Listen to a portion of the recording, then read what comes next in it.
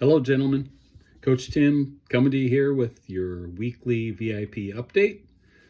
Hope you guys had a great week last week and that you're looking forward to the weekend this weekend. I know I am. It's my birthday weekend, 68 this weekend, and I'm going golfing. In fact, I'm going golfing on Friday, Saturday, and then Sunday afternoon. So there's a course around here that gives free golf on your birthday, and so I'm going to take advantage of that on Saturday, and then a couple more golf days in there too. Might as well celebrate. Speaking of which, tomorrow is when we celebrate our wins, and so if you got one, share that. How have you been taking some steps of progress, either in lifting or in your nutrition or just in being consistent? Share those with somebody so you can get some positive affirmation. And if you're new, welcome. Glad you've finished your round and joined the VIP group. Last week, Mario talked a little bit about the weekend, and I just wanted to pile on just a bit and add a little bit more to what he said. He talked about, how it can be the thing that sabotages your week. You've been doing great all week, and then the weekend comes and you kind of undo all the work that you've done up to that point.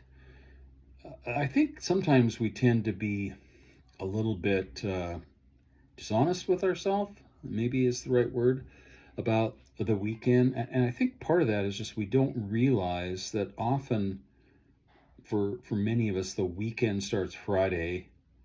You're off work, and you're thinking, man, I just want to chill.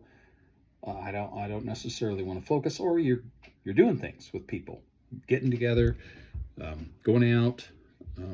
If your weekend starts Friday and it continues through Sunday, that's 40% of your week, and you just can't work hard enough any other days to make up for not tracking, not following Whole Foods for 40% of your week.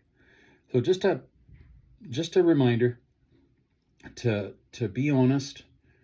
Sometimes that happens, and just get back on track on Monday. But if that's consistent, then you're really undermining what you're trying to do the rest of the time. So just be honest with yourself, and don't let it be a consistent thing, because then you're consistently inconsistent. Hey, I wanted to mention that I don't know about you, but this is a busier time of year as well. People have more outdoor activities. If you've got kids, there's a lot of spring sports, and summer can be more trips, more vacation, just a lot more events, get-togethers going on. And I know that's been true for me, boy, the last month and a half. It seems like there's always stuff in the evenings. There's been stuff on almost every single weekend. And so a lot of our Saturday regular workouts have been short-circuited. So I want to talk about just what you need to do if you're going to try and manage that. And here's what I would tend to do is look at your schedule at the beginning of the week. I did do that this morning, have an early breakfast meeting Thursday. So I'm not going to be able to get Thursday's morning week workout in, and I work late Thursday too, so I can't do it later in the day. And then Friday morning, I've got a coffee date with my wife, and then I'm going golfing. And Saturday, hey, I'm golfing again. So today, instead of doing the HIIT workout, I wanted to make sure that I got a couple of full body workouts in this week. So I got a full body workout in this morning, doing more of a push workout, if you're familiar with that. So shoulders, a little bit of chest, and then mainly quads and hips, although not a lot of quads. So tomorrow I'm going to get a full body workout in as well, but I won't hit the exact same body parts. It'll be more pull. So sometimes you think, well, I can't do 2 full body workouts in a row, but you can. So tomorrow I'll do back, and I'll do bicep, and then I'll focus a little bit more on quads, but then also some hamstrings, since I didn't really do any hamstrings today. And that's a way to get in a couple of good, strong workouts during a week when normally you would be trying to get in 3 and then a couple of cardio days. To try and get your steps in, which I definitely will with 3 rounds of golf. But when you look at your schedule and you think, man, I just don't know how I'm going to do it, choose the full body workouts. Get a couple full body workouts in if you can. Do a push-pull routine. That way you can get your quads, your chest and shoulders one day, and then the next full body you could do your back, your biceps, and hamstrings with some compound lifts in there if you can. Some form of deadlifts, trap bar squats, something like that.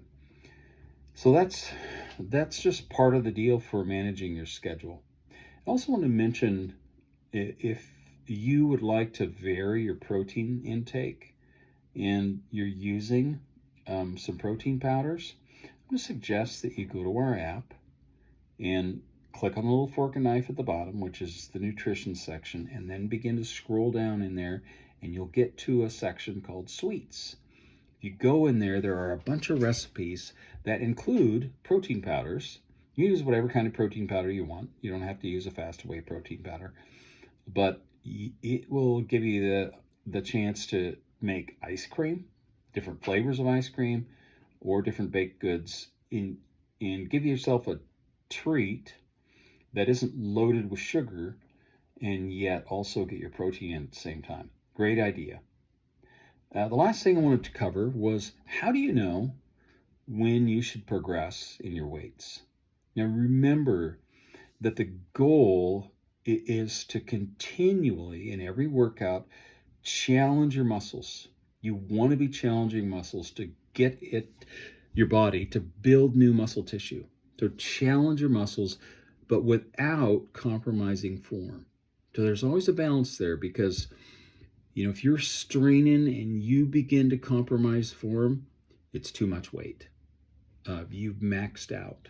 And so you want to compromise. You don't want to compromise form. You want to challenge your muscles within that range where it's uncomfortable, but not to where you're compromising the form. So here's a way to think about that. You have an established rep range. So let's say it's 10 to 12. If you get to where it's a little bit challenging in the last couple of reps, that's great. Maybe you feel like you're near max or right before you would compromise your form. But as you progress, as you continue to challenge yourself with the weight, what you'll find is, as you get towards the upper end of your rep range, you'll have more in the tank. And if you can get to the point where you can comfortably do a couple of reps, say 2 to 3 reps beyond the high end of your rep range, it's time to increase the weight, and make sure you do. You could always add reps, but if you're starting to lift in the 15 to 20 rep range, you're really doing a different kind of workout.